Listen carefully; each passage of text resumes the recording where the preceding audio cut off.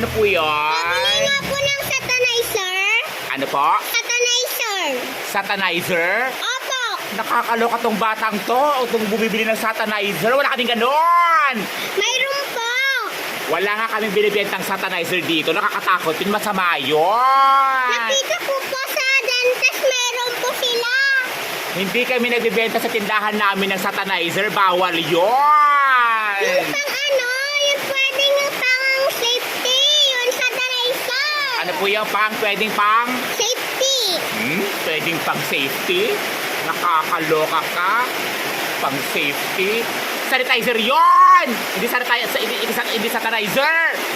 Nakakaloka itong batang to. Nagagawa pa akong demonyo dito. Satanizer? Sanitizer! Ilan? Isa. Ano, malaki maliit? Ewan ko. Itong batang to, bumibili. Hindi alam kung anong binibili dito. Kung malaki o maliit. Ano gusto mo? Anong klaseng sanitizer? Malaki maliit? Yung germs na katulad mo nakakatakot. Ano? Yung germs na katulad mo nakakatakot. Yung germs mong katulad mo nakakatakot. Nakataka doon makako. Yung bata na to, panlait ka. Ano, maliit o malaki? Yung saktuhan lang, yung nakakatakot sa'yo. Nakakatakot sa'yo.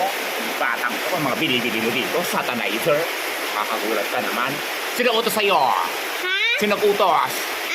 Si dentist. Si dentist? Si tatay mo? Hindi po. Nanay mo? Hindi po. Sino? Si Satan? Ganon? Hindi po. Multo. Multo? Kaya pala yung binibili ko satanizer kasi multo yung utos sa'yo. Naposes ka, no? Ha? Naposes ka? Ano yun? Oh, di niya alam. Hindi nag-aaral. Ilang taong ka na? Ah? Ilang taong ka na? Zero. Zero? Zero pa na kapag salita na. Yung bata na to, mga binibili niya. Bayad mo! Bayad! Utang muna. Ano naman si utang! Kung ang lakas-lakas ng ulan, umuutang ka. Pumunta ka doon sa impyerno. Doon ka bumili ng satanizer. Itong nakakaloka kayo, Satanizer. Sanitizer! Ganon! Ay, sis! Itong batang to, inutusan ng multo para bumili ng satanizer.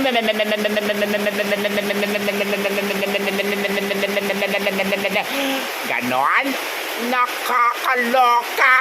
Satanizer! Sanitizer!